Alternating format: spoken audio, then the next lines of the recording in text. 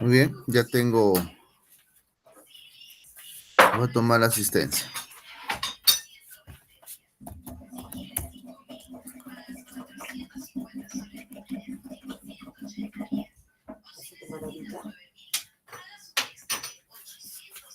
Muy bien. Erickson Carreño.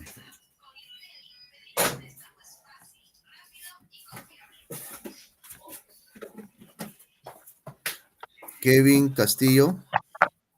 Presente, buenos días. Buen día.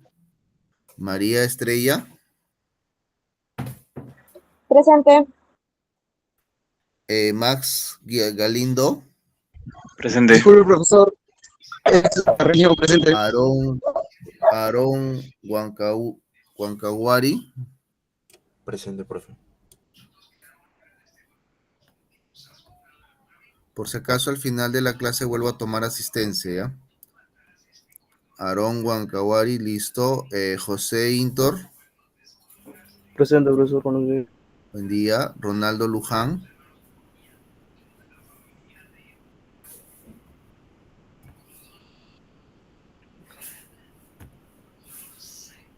Eric Maita.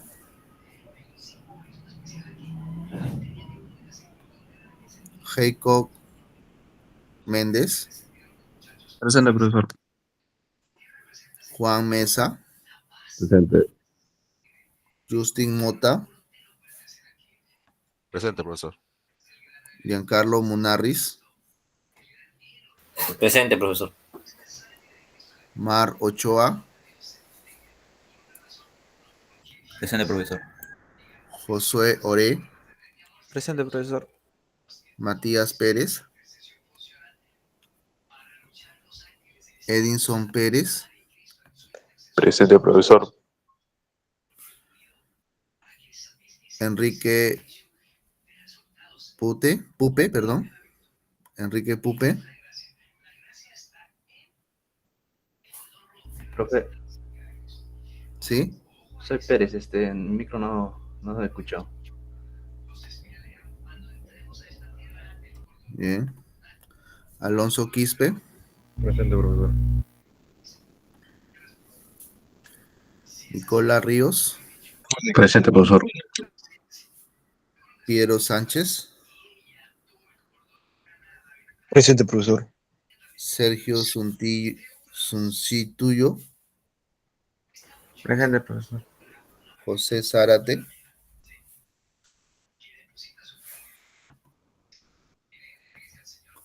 Muy bien. Bien, amigos. Todo lo que expliqué en clases anteriores, más o menos vamos a ir confirmando la información hoy. Hoy me voy a dedicar al otro brazo. Ustedes en este curso tienen dos competencias principales, dos ejes principales. El manejo de microcontroladores, que lo vienen haciendo con Arduino, y el manejo de microprocesadores, que lo simulamos en Python. En mis tiempos, cuando estudiaba en la universidad de los 90, yo podía simular microprocesadores. Era más fácil simular microprocesadores y muy complicado simular microcontroladores. Era al revés. En mis tiempos universitarios, la cosa era al revés. Porque para simular un microcontrolador, nosotros usábamos el verdadero con serial. Hoy en día, el con serial de ustedes es el USB. En realidad es una virtualización del con que usábamos en los años 90. Y era más fácil simular microprocesadores. Y para simular microprocesadores, nosotros realmente programábamos al microprocesador. Y usábamos un lenguaje llamado lenguaje assembler. Pero en esos tiempos las computadoras tenían esta interfase. No tenían la interfaz GUI que ustedes manejan hoy en día. Nosotros, en mi época universitaria de los años 95, 94, manejábamos este tipo de consola. Y con este tipo de consola nosotros programábamos, en este caso, en realidad usábamos mucho los comandos de OS, ¿no? Queríamos ingresar, queríamos mostrar, ¿no? Usábamos mucho los comandos de OS, ¿no? Y en esa época usábamos un lenguaje assembler. El lenguaje assembler y usábamos en esos tiempos los batch, me acuerdo, que me permitían, por ejemplo, mandar órdenes directas al procesador. Hoy en día es más complicado simular microprocesadores. ¿Por qué será más complicado? Porque pues lo que pasa que las capas entre el procesador y el usuario eran más cercanas antes que ahora. Las capas que dividen entre un usuario y un microprocesador hoy en día son más complejas. Entonces, hoy en día los microcontroladores son más sencillos programarlos que los microprocesadores. ¿Por qué? Porque en temas de microcontroladores es más rápido, es más accesible, no son tan caros, ¿no? Y ustedes pueden hacer eso, ¿no? Bien. Pero todos los microprocesadores, hablando de los microprocesadores pertenecen a la familia 8086, todos pertenecen a esta familia, a excepción de los Apple, que son microprocesadores ARM, a excepción de los microprocesadores de los celulares, que son ARM, de alguna de las tablets, que son ARM, ¿no? En ese caso, esos microprocesadores no son 8086, tienen otra arquitectura, tienen la arquitectura ARM, y se le conoce como la arquitectura de Harvard. Ellos usan nosotros usamos en la familia 8086 la arquitectura de von Neumann, ¿ya? Y la arquitectura de von Neumann es la arquitectura que yo ya les he enseñado en clases pasadas. Esta de aquí. ¿Qué decía von Neumann? Von Neumann hablaba que en un microprocesador existe un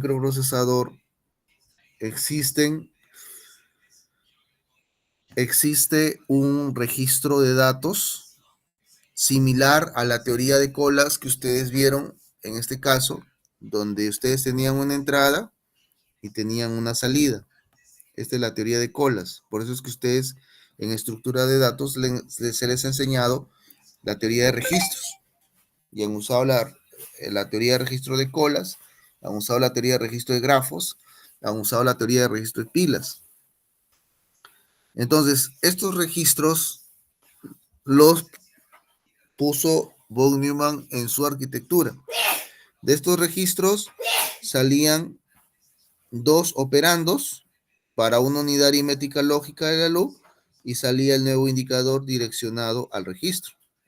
Esta es la arquitectura von Neumann y esta es la arquitectura X86 o la familia 8086. Entonces, la familia 8086 nace en los años 70 con un microprocesador llamado el microprocesador 8086 y en esas épocas esta arquitectura o este microprocesador lo construyeron con 29,000 transistores. Y con esos 29,000 transistores mejoraron, en este caso, la transferencia de información, ¿no?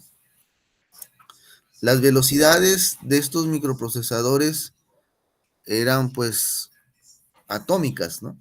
Porque recuerden que se trabajaba con las moléculas de silicio.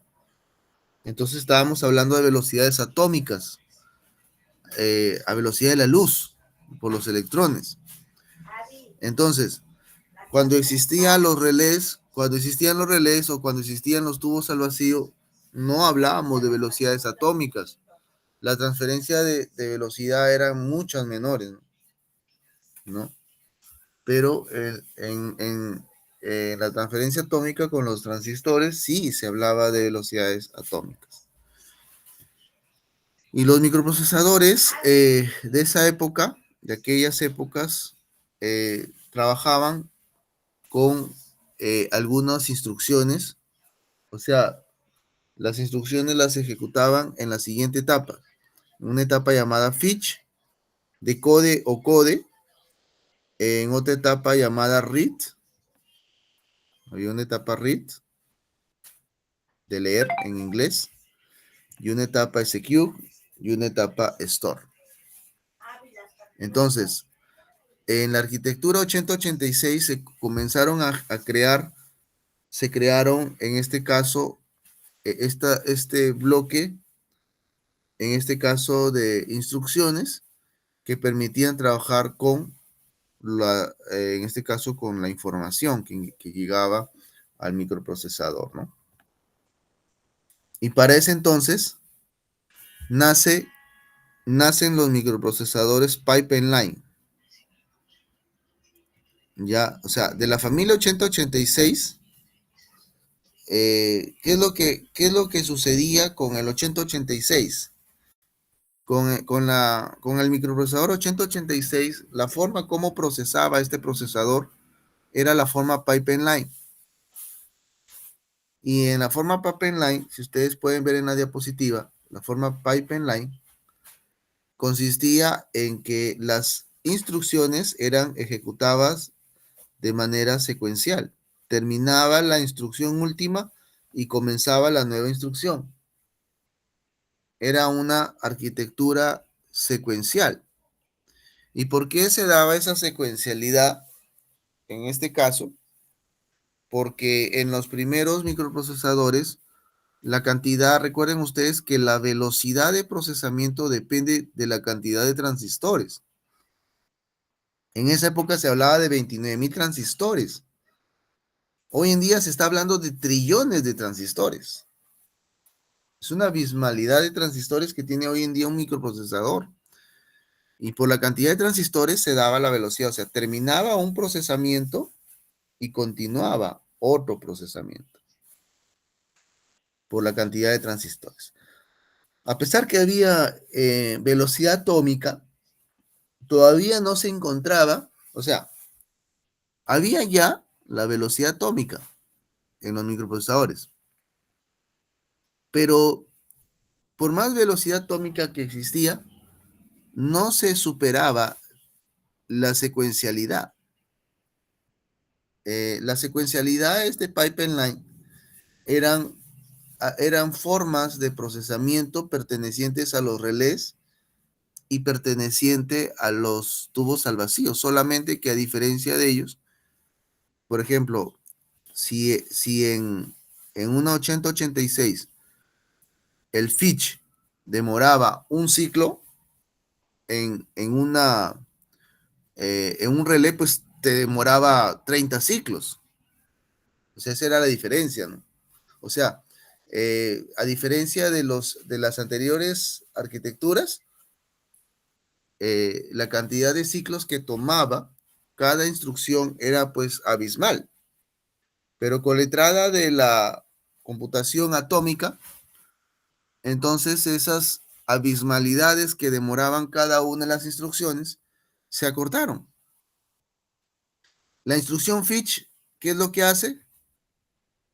Son 4 instrucciones: fetch, decode, execute y write, ¿no? Entonces, en una arquitectura von Neumann, voy a salir un ratito para eliminar esas cosas. En una arquitectura von Neumann, ¿qué hacía el fetch? Ya está, ¿no? El fetch, ¿qué es lo que hacía? Leía, en este caso, del registro de instrucciones, leía los datos. Acá yo tenía un dato AH y por acá yo podía tener un dato CL, ¿no? Leía los datos y al momento de leerlos, colocaba el AH por acá y colocaba el CL por acá. Y ambos datos eran operados, ¿no? Una vez que eran leídos, esos datos, en este caso, estos datos aquí, en el registro de instrucciones, estos datos estaban codificados en un sistema decimal. Estaban codificados en un sistema decimal. Por ejemplo, el AH era el número 4. Recuerden ustedes que la computadora convertía todos los tipos textos a números. Y el CL, por ejemplo, era un 6. Entonces, ¿qué hacía el decode? Este 4, el decode lo convertía a número binario. A número binario. ¿Ya? Este 4 lo convertía a número binario. Y con el decode, al momento de convertirlo en número binario, ya el binario era ejecutado por la unidad lógica aritmética. Y una vez que era ejecutado el binario volvía a pasar por una codificación de binario a decimal y era enviado otra vez a los registros. Entonces, el modelo Pipeline perteneció a las computadoras 8086. La única diferencia era que disminuyeron la cantidad de ciclos de reloj, pero no habían avanzado casi nada, ¿no? Y en base a eso se generó la siguiente parte. Y la siguiente parte fueron las instrucciones tipo in order. Las in order, ¿no? Y las in order pertenecieron a las computadoras 486. Más o menos estas computadoras nacieron por los años 83, 84, ¿no? Las Pipeline más o menos por los años 70, ¿no? Por los años 70 se usaban mucho bueno, en realidad desde los años 50 se usaba la arquitectura Pipeline. Pero más o menos por los 80 nace una nueva forma de procesamiento llamada el in order. Y el in order, ¿en qué consistía? Y, si ustedes se dan cuenta, en el in order entra lo que se llamaba la multitarea. Y la multitarea era el procesamiento en paralelo. Pero para lograr la multitarea en el in order, lo que hacía era ingresar momentos muertos. Estos eran momentos muertos. Momentos muertos ingresaban. Y estos momentos muertos, ¿por qué lo ingresaban? Para que, si ustedes se dan cuenta, el SQ se alargaba, ¿no?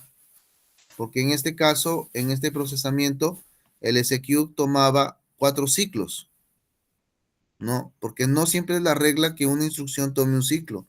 Y al tomar 4 ciclos, para que esta instrucción sea ejecutada, tenía que esperar que el SQ termine para ejecutar un SQ. Y por lo tanto, esta arquitectura ingresaba tiempos muertos en espera. Pero ya, a diferencia del Pipeline, ya se había ingresado las multitareas. Se habían ingresado las multitareas. Luego viene el off of order. Entonces, en los años 80, más o menos, a comienzos y finales de los 80, en los años 90, ingresan las famosas Pentium 1, Pentium 2, Pentium 3, Pentium 4, ¿no? Y en las computadoras Pentium ya se hablaba del procesamiento off of order. Y a diferencia del in order, en este caso, el off of order trajo mayor protagonismo a la unidad de control.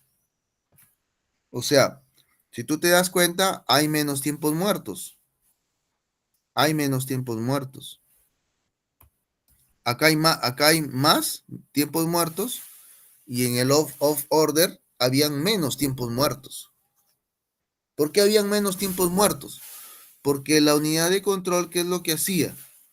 Cuando una instrucción, en este caso, o las instrucciones ingresaban, se priorizaban a la ejecución aquellas instrucciones cuya cantidad de ciclos de reloj eran menores. Entonces, la instrucción 1 ingresaba porque tenía menos ciclos de reloj, en este caso, que la instrucción 2, ¿no? O hacía ingresar a la primera instrucción porque de repente al tener más ciclos de reloj, se acomodaba para el resto de instrucciones. O sea, era una situación ya de la toma de tiempo, ¿no? El reloj tomaba los tiempos más o menos aproximados y calzaba todas las instrucciones de tal manera que disminuyeran la cantidad de tiempos muertos. Esa era la tarea de la unidad de control, ¿no? Entonces, si la instrucción tenga a disposición todos los datos de entrada necesarios para iniciar, ¿no? O sea, ese era lo primero que la unidad de control validaba, ¿no? Lo primero que validaba era, bien, ¿quieres ingresar? La pregunta es, ¿tienes todos los datos de entrada del registro ya operados para ejecutar? Sí, yo lo tengo, ingresa.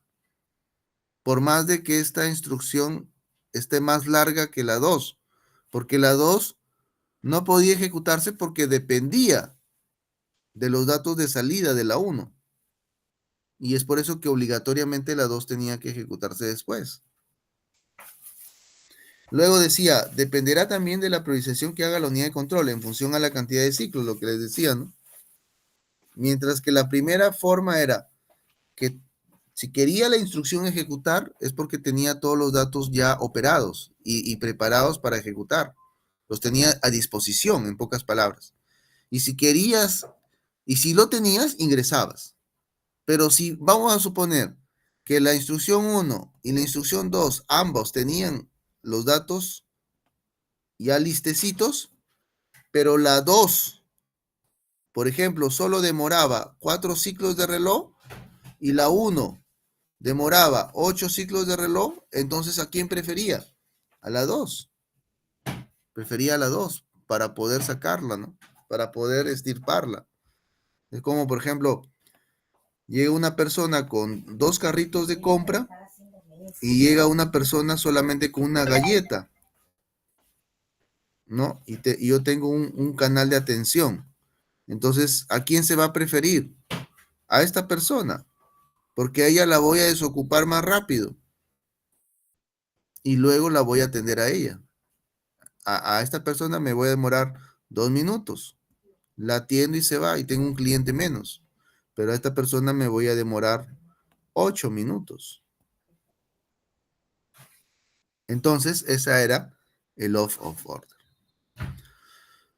Y luego, a pesar de que existía el multiprocesamiento, la vaina es que tenía los tiempos muertos, pero con el superescalar ingresó una nueva teoría llamada la teoría del multihilo, que no existía. Y el multihilo nace con los procesadores dual core. Cuando ingresaron los procesadores dual core, recuerdo que yo tuve un día un dual core, me compraron una computadora que era dual core, más o menos en el año 97 o 98. Yo tuve una computadora dual core. ¿Y qué traían las dual cores, por ejemplo, no? Las dual core traían los famosos multihilo. ¿Por qué? Porque en las dual core simulaban, o sea, ¿qué trajo la dual core? En un microprocesador simulaban muchos núcleos,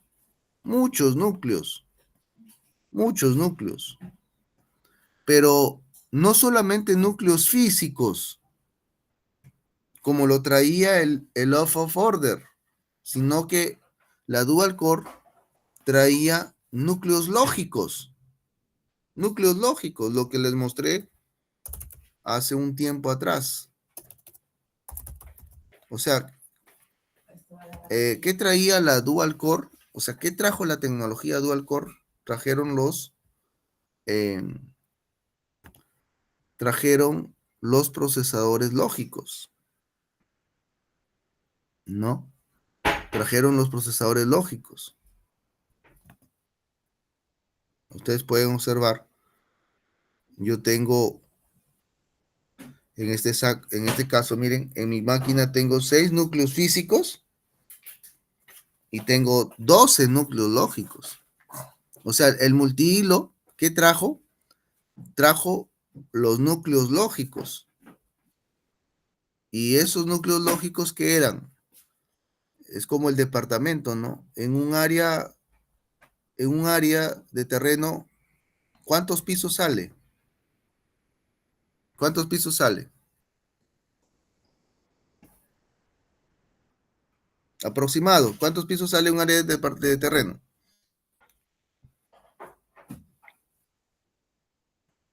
¿Están ahí? 3. 3 pisos. Bueno, en casa, más o menos sacan unos 16 pisos, ¿no? 16 pisos. O sea, donde pudo haber vivido una persona, imagínate, 16 pisos, pero en cada piso hay un aproximado de 4 casas o 8 casas. Imagínate, cuántas familias. O sea, y esta teoría lo trajo el Duarcor, ¿no? O sea, en un espacio físico destinado a un núcleo, ese espacio físico yo puedo dividirlo en dos.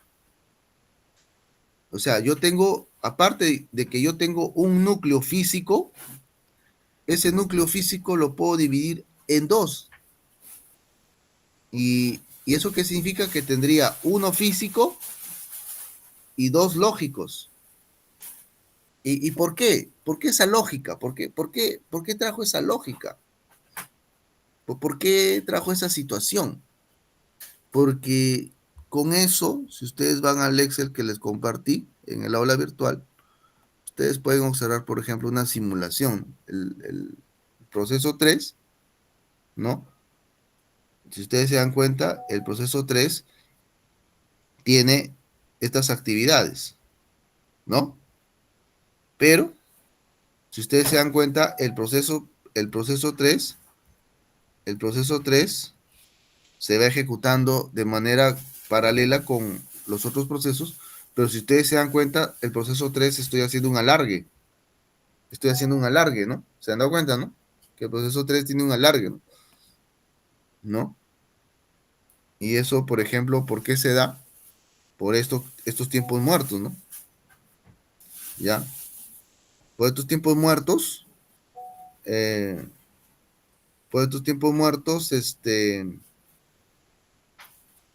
digámoslo así, nosotros alargábamos, en este caso, los procesos, ¿no? ¿Y eso qué generaba? Si ustedes se dan cuenta, generaba espacios vacíos. Miren los espacios vacíos. Miren todos los espacios vacíos, ¿no? Esos espacios vacíos es lo que explica la diapositiva, ¿no? Estos wakes. Y si tú te das cuenta, por ejemplo, aquí, miren, en esta ejecución de acá, ¿no? Donde está el proceso 2, miren, y el proceso 3. Miren, mayormente eran vacíos. Entonces, en realidad el superescalar, ¿qué trajo como ventaja el superescalar? El superescalar lo que trajo como ventaja es que al haber ya muchos procesadores, al haber muchos núcleos en paralelo, entonces, ¿qué hacían esos muchos núcleos en paralelo? Un núcleo se dedicaba a este proceso 3. Yo te voy a atender. Y otro núcleo se dedicaba al proceso 4. Yo te voy a atender. Ahora, ojo, quiero que observen, porque esto va a venir en el examen. De todas maneras, la grabación les voy a alcanzar a ustedes. Quiero que observen, porque esto es pregunta de examen.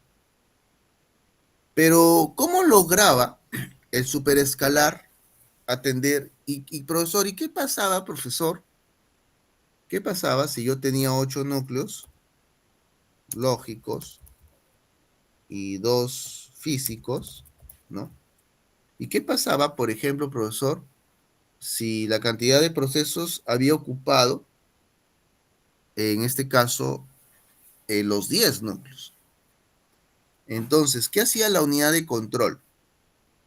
Si había un proceso nuevo llamado el proceso 15, que tenía que ser atendido, y los 2 procesadores estaban a full, entonces, ¿qué hacía la unidad de control? Si vamos a suponer que el procesador lógico 4, ¿ya? Estaba en ejecución, estaba ejecutando, pero en la ejecución el procesador 4 solo estaba ejecutando al 25% en el in order, en el off order y en el pipeline, a pesar de que el procesador estaba al 25%, lo consideraba ocupado. Pero en el superescalar no, porque ¿cuánto le queda? ¿Cuánto le queda? 75% de recurso. En el superescalar le decía al proceso 15, mira, el núcleo 4 te va a atender. Con el 75% de sus recursos te va a atender. Y con eso eliminaba los tiempos al vacío. Comenzaba aún así a disminuir, pero profesor, ¿los tiempos al vacío hoy en día están eliminados 100%? No, hay de todas maneras tiempos al vacío. O sea, de todas maneras sí hay tiempos al vacío. Pero no la abismalidad de tiempos al vacío como había en el in order y en el off order. Porque ya existe más inteligencia artificial en la unidad de control para la toma de decisiones. Los algoritmos son mucho más inteligentes. Los algoritmos que tiene la unidad de control, porque la unidad de control tiene algoritmos. En su CMOS hay algoritmos en su CMOS del microprocesador que hace todo este trabajo y son mucho más decisivos, ¿no? En este caso, ¿no? Entonces con eso se lograba eliminar aún más los tiempos al vacío. ¿Sí? Preguntas, por favor. Preguntas. Todo lo que estoy explicando va a venir en el examen parcial. Preguntas.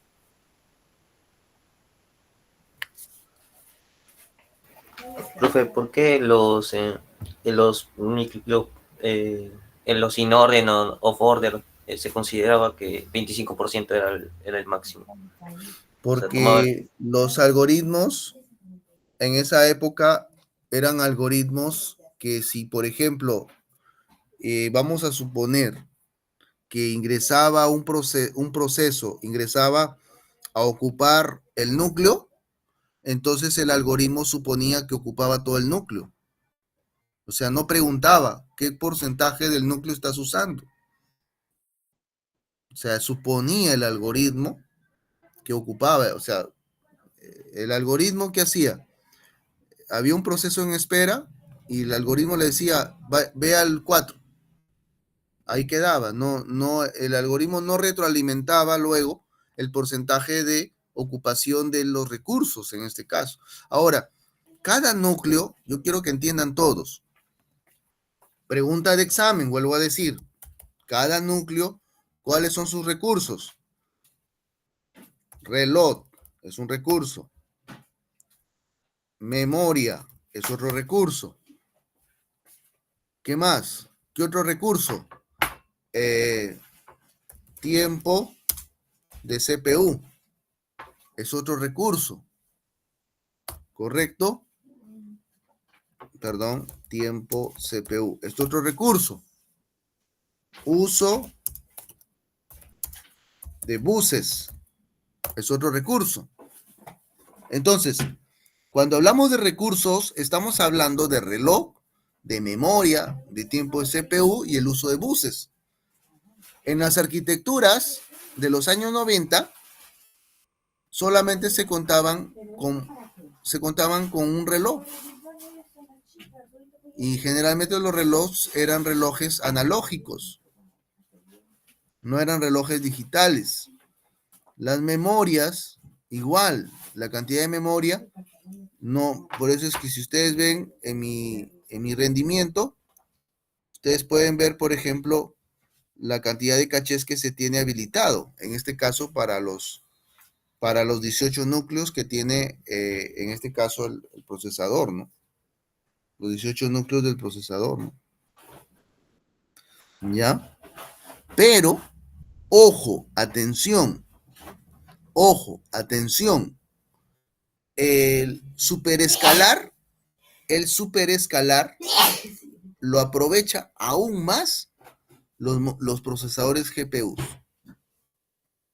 O sea, en realidad, quienes hacen el procesamiento multihilo o superescalar es la tecnología GPU. El CPU lo logra hacer gracias a la cantidad de núcleos que posee, pero perfectamente lo desarrollan los procesadores GPUs. Los GPUs sí tienen todos sus algoritmos y sus desarrollos mucho recontra más avanzados que la tecnología CPU. Entonces, con la teoría de los superescalares, nacen ya muchos tipos de procesadores, ¿no? Por ejemplo, si yo me voy a un COLAC, ¿no? Si tú te vas a los COLACs, por ejemplo, lo estoy conectando este COLAC, y ustedes pueden ver, por ejemplo, los recursos que, por ejemplo, miren, los recursos que usan un COLAC, ¿no? Por ejemplo,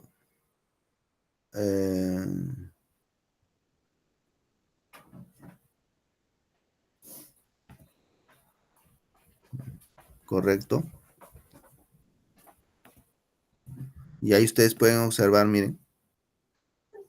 Yo puedo ejecutar mi COLAC en un procesador CPU, en un procesador GPU y en un procesador TPU. O sea, en la jerarquía de multihilo, o sea, el CPU genera multihilos, pero en la jerarquía de perfeccionamiento del multihilo, el CPU le gana, y al CPU le gana el TPU, ¿no?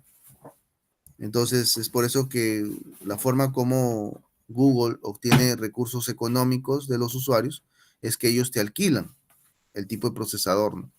En mi caso, yo, por ejemplo, he invertido para tener procesadores GPUs y procesadores CPUs. O sea, tú inviertes, ¿no? Inviertes, ¿no? Entonces, por eso es que con eso se lograba ya un mejor avance, ¿no? Con esta teoría. ¿Alguna pregunta?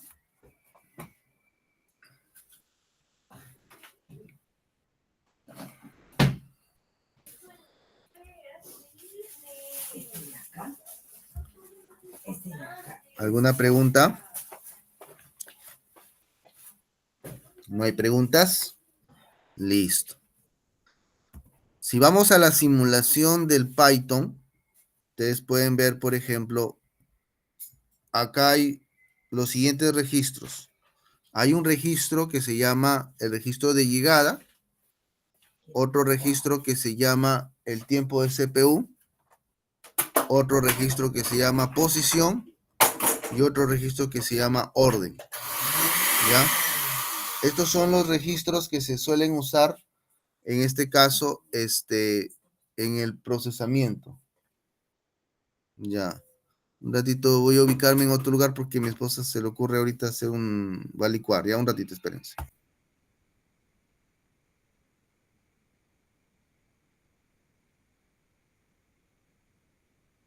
Vamos a tomarnos un break, ¿ya? Vamos a tomarnos un break, vayan a los servicios, tomen su desayuno. 5 minutos.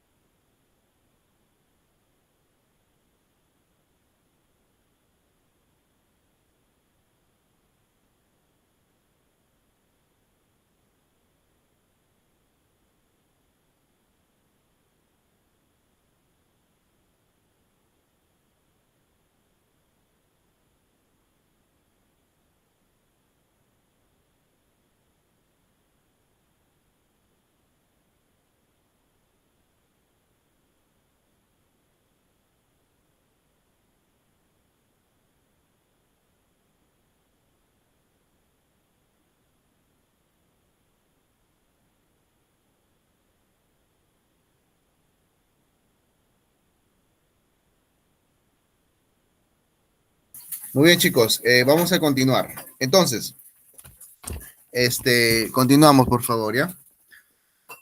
Tenemos un array que es el tiempo de llegada, otro que es el tiempo de CPU, otro que es la posición y el orden. En el tiempo de llegada, ustedes pueden observar, en este caso, el proceso 1. Acá está el proceso 1.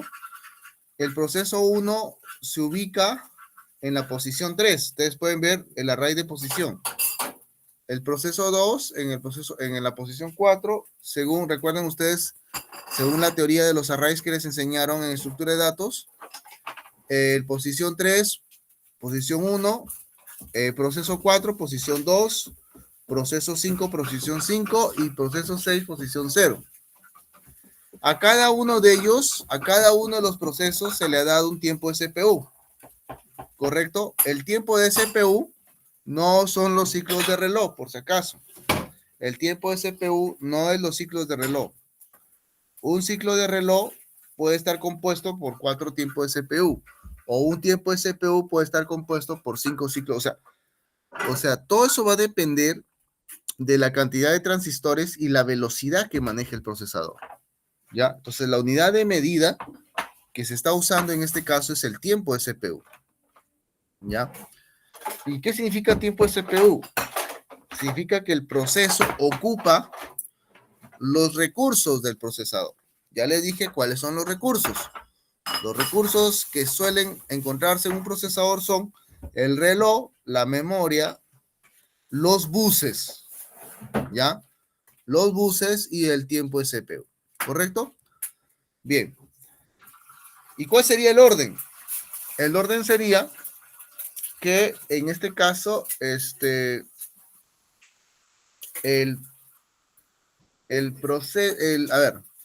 este caso, el orden sería, proceso 0, posición 0, 1, 2 y 3, ¿no? A ver, un ratito.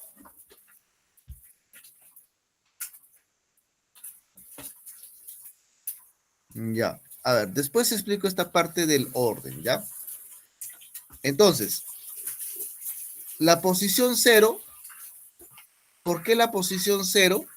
En este caso, porque el tiempo de llegada, en este caso, del proceso 6, se ubica en la posición de array número 0. Por eso es que es la posición 0, ¿correcto? Entonces, nosotros vamos a tener un array de posición, como ya les dije, un array de tiempo de CPU y un array de tiempo de llegada. Este array de tiempo de llegada 2 es lo que va a simular el nuevo array ordenado según la posición. ¿Listo? Este algoritmo me permite ordenar los procesos, ponerlos en orden. ¿Y qué significa ponerlos en orden? En este caso, el primer proceso a ser ejecutado, en este caso, ¿qué sería? ¿Quién sería el primer proceso a ser ejecutado? El 3. ¿Se han dado cuenta? El primero en ser ejecutado es el 3. El segundo en ser ejecutado, el segundo en ser ejecutado es el 4. Miren, observen. El segundo es el 4. El tercero es el 1. El cuarto es el 2. El cuarto es el 2. Acá está, miren. El proceso 4, el 2. El quinto es posición 5. Y el último en ser ejecutado es el posición 0. ¿Sí? ¿Me dejo entender? Por favor, un like. Si me estoy dejando entender hasta ahorita. Correcto. Excelente. Me están entendiendo. Muy bien. Entonces, ¿quién hace eso? Este algoritmo. Este es el algoritmo. Yo quiero que entiendan ustedes que estamos simulando un procesador. Profesor, ¿eso significa que un procesador tiene algoritmos como estos? Sí, los tiene. El procesador tiene sus algoritmos, así como el microcontrolador. Así como el microcontrolador tú lo programas, ustedes meten código al microcontrolador y lo queman y lo flashean igual el procesador tiene su programa. El procesador ¿quién se encarga de flashear los procesadores? Se encargan las empresas que generan los procesadores, los controladores, ¿no? En realidad, siendo muy francos y sinceros, el procesador es un microcontrolador. El procesador es un microcontrolador, solamente que ¿en qué se diferencia con el microcontrolador? En que el procesador tiene recursos de tiempo de CPU, en que el procesador tiene memoria, en que el procesador tiene reloj. O sea, en realidad el recurso principal del microprocesador que no lo tiene el microcontrolador es el reloj. El reloj es el recurso que suele diferenciar entre un microprocesador y un microcontrolador. Eso es lo que diferencia, ¿correcto? Entonces, estos algoritmos suelen ser quemados en un microprocesador, ¿correcto? Bien. Y en esta parte voy a recorrer los procesos y voy a hacer un pipeline. Si ustedes se dan cuenta, estoy recorriendo el reloj y estoy recorriendo, en este caso, el array de instrucciones y estoy recorriendo los ciclos de reloj. Porque recuerden ustedes que acá yo tengo tiempo de CPU. ¿Ya? Y cada proceso equivale a un tiempo de CPU. Por ejemplo, si nosotros vemos la equivalencia de arrays,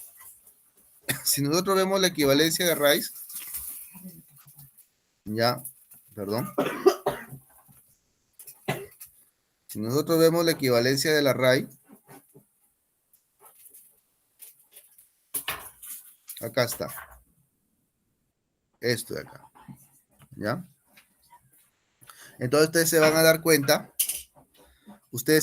cuenta que existe un ciclo, un tiempo de CPU.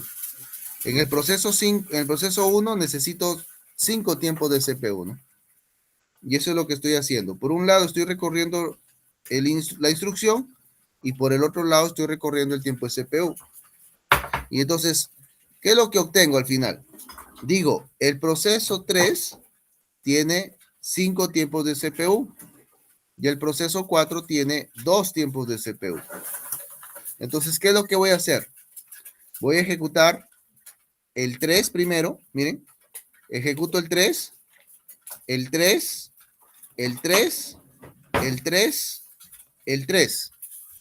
Luego de ejecutar el 3, ejecuto el 4, ejecuto el 4. Luego de ejecutar el 4, ejecuto el 1, el 1. Luego de ejecutar el 1, ejecuto el 2, el 2, el 2. Luego de ejecutar el 2, ya, ejecuto el 2, luego ejecuto el 5, el 5, perdón, el 2, seguimos en el 2, perdón.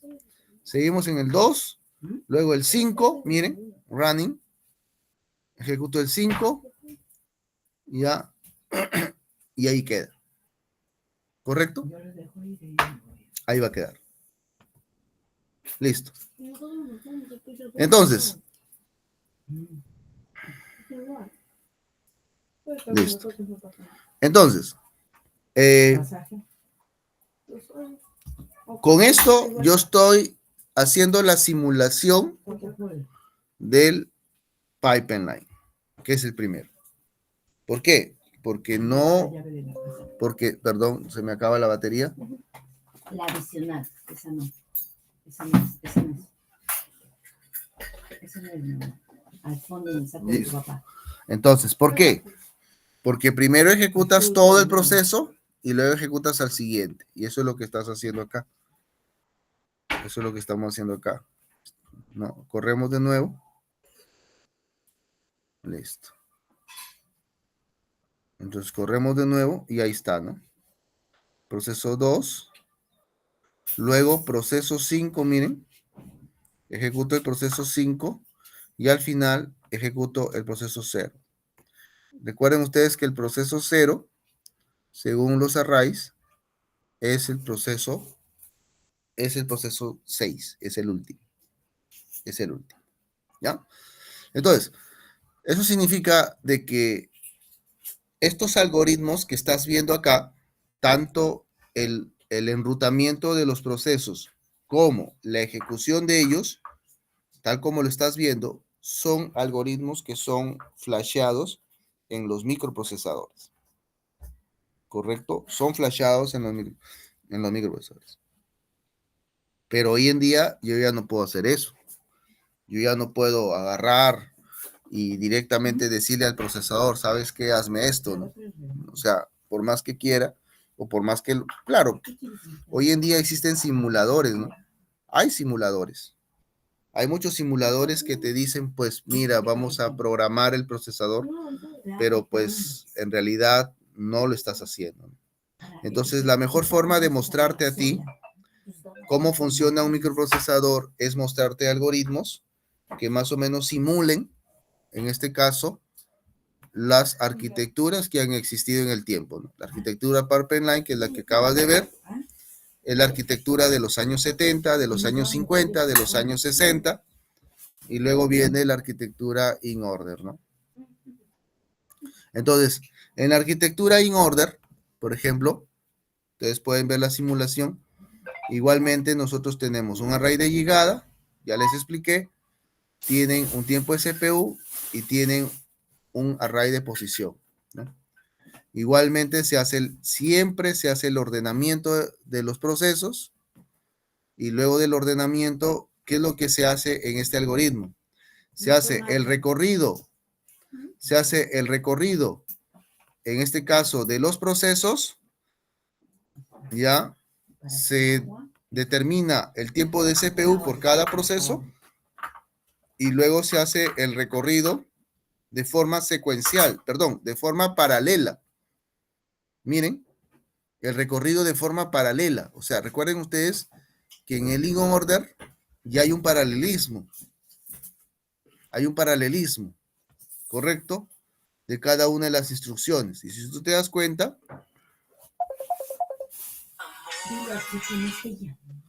un ratito, espérense.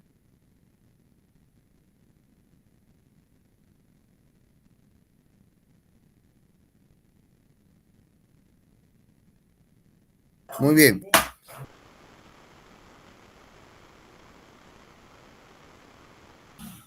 Bien, entonces, si tú te das cuenta, tengo el proceso 3 ejecutándose, pero en paralelo, el running, ¿qué dice el running? Ejecuto el proceso 4. Pero miren, date cuenta, ejecuto siempre la primera tarea. Y luego ejecuto la primera tarea del 3 la estoy repitiendo. ¿Ya? Luego la tarea 2 del proceso 3, pero estoy con otro proceso distinto. Estoy con un proceso distinto. ¿Ya? Estoy con un proceso distinto.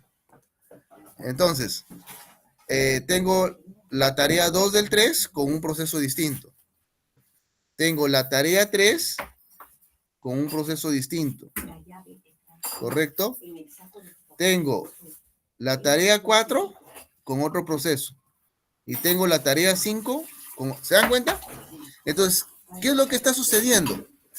Está sucediendo que estoy haciendo los alargues. Los alargues. Eso no es óptimo. Esos alargues no es óptimo. ¿Ya? ¿Listo? ¿Alguna pregunta? ¿Se entiende? ¿Se entiende? Excelente. Excelente. Un minuto, por favor.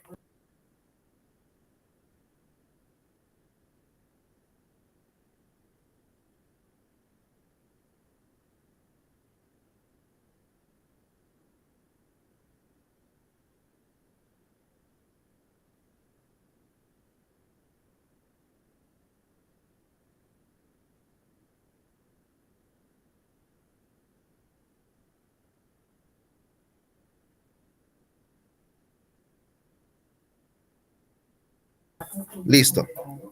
Entonces, en el in order, a diferencia del pipeline, el pipeline ejecutaba los procesos secuenciales.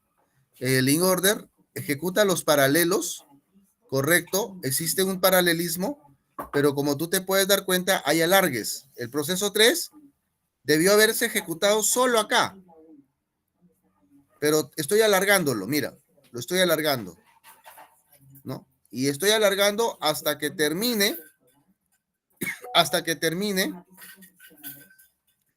el proceso 2. Hasta que termine el proceso 2, estoy alargando, ¿correcto? Esto va a venir en el examen. Puede venir en el examen. Puede venir en el examen donde, por ejemplo, como el examen es teórico, no es que ustedes van a codificar Python, pero yo puedo ponerles un ejemplo de, vamos a suponer, yo les en el examen yo les puedo decir a ustedes, tienes este array, ¿no?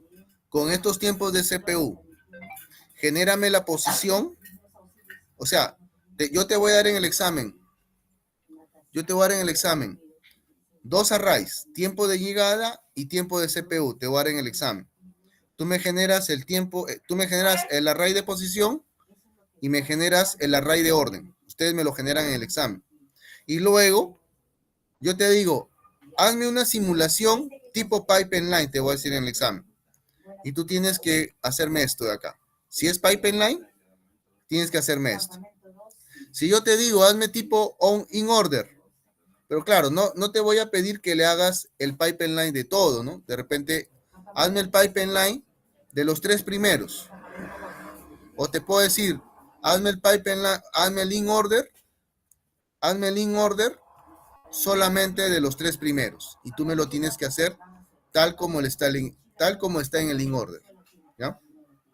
Bien. Y luego, más adelante, sale el superescalar. El superescalar, vuelvo a repetir. ¿En qué se diferencia? O sea, si tú te das cuenta, el in order y el off order es casi lo mismo. Solamente que la diferencia es que la unidad de control entra a tallar un poquito más. Un poquito más. La unidad de control entra a tallar un poquito más. Pero en realidad, el marco de diferencia nace con el superescalar. Cuando nace el superescalar, entonces allí sí realmente se gestionó con los núcleos lógicos. Con los núcleos lógicos se gestionaron estos recursos. Realmente ahí sí se gestionaron esos recursos, ¿no? Igualmente, como en el anterior caso, hay un algoritmo de orden, ¿ya? Acá lo que estoy haciendo es generar una tabla, tal como lo ven acá. En Python yo puedo generar una tabla, tal como lo ven ahí, ¿no? Con sus cabeceras. Y mira, a diferencia de los anteriores algoritmos, en el in order o en el pipeline, a diferencia es que se está considerando otro reloj. Y ese es el secreto. O sea, ¿cuál es el secreto del superescalar? ¿Cómo el multihilo logra hacer esto? Porque al generar núcleos lógicos, se generó relojes, se generaron nuevos recursos, en este caso. Se generaban nuevos recursos. Pero no es que yo ponga un reloj físico. El reloj es un reloj físico, sino es un reloj digital lógico. Se generan recursos. Profesor, ¿por qué se llama lógico? Porque el algoritmo puede generar un reloj. El algoritmo puede generar un reloj. Y eso significa de que los recursos son lógicos. Vuelvo a repetir, no son físicos, son lógicos. Los recursos son lógicos, son simulados. Y si tú te das cuenta, yo le estoy ingresando un reloj físico. Claro, para no, porque si no se me va a repetir y se me va a repetir. Y no voy a estar por el mundo. Y le estoy ingresando un reloj lógico. todo lo que ¿Correcto? porque los directores no me han llenado Entonces, sus cestos, pero en esta parte de aquí, todo en su yo banco. voy a leer las instrucciones ¿Cómo no han llenado ustedes? y voy a recorrer en las instrucciones, voy a recorrer Porque si no es en vano que los ciclos de reloj. Comienzo a recorrer los ciclos de reloj o el tiempo de CPU. En esta parte, lo que estoy haciendo es tomar decisiones. Tomar decisiones. ¿A quién de ellos voy a elegir para ejecutar? En base al tiempo de CPU. Estoy simulando el trabajo de la unidad de control para tomar decisiones.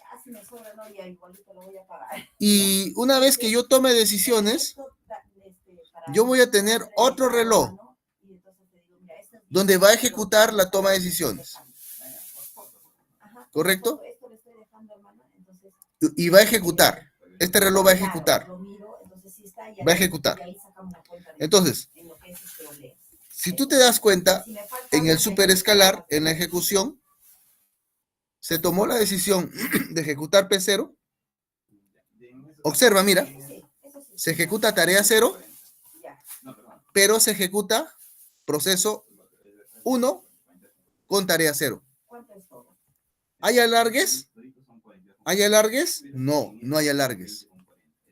Proceso 1, proceso 0, tarea 1, proceso 3, tarea 0. Proceso 0, tarea 2, proceso 3, tarea 1, y así sucesivamente. Y como tú te puedes fijar, ya no existen los famosos alargues. Eso significa, en pocas palabras, que no hay vacíos. No hay vacíos. Profesor, ¿en el superescalar eso significa que nunca va a haber vacíos? Sí. En algún momento del procesamiento puede haber vacíos. Porque vuelvo a decir, el superescalar tampoco no es una cosa perfecta. Puede tener vacíos. Pero son muy mínimos. Son muy mínimos. ¿Y eso qué significa? De que con la entrada de recursos lógicos y de núcleos lógicos se ha logrado tener la generación multihilo, que hasta la fecha existe el multihilo. Hasta la fecha existe el multihilo. La generación multihilo. Procesadores multihilo. ¿Listo? Preguntas, por favor. Preguntas. Preguntas. Ya, 18. Más, puedes hacerle una sola. Preguntas. Porque hay boletas que no nos dan. ¿Todo la hice? Sí, todo. 90, ¿cuánto sería con eso? Preguntas, por favor. 22. ¿Me dan un like 90, para saber que han entendido? 112. Ya, le hacen la boleta por 112. ¿Ya? Bien. Ya, para que Bueno, eso es lo bueno de no, tener clases en sistemas, todos son inteligentes. Bien, entonces chicos, eso significa de que yo acabo de explicarles ahorita a ustedes qué significa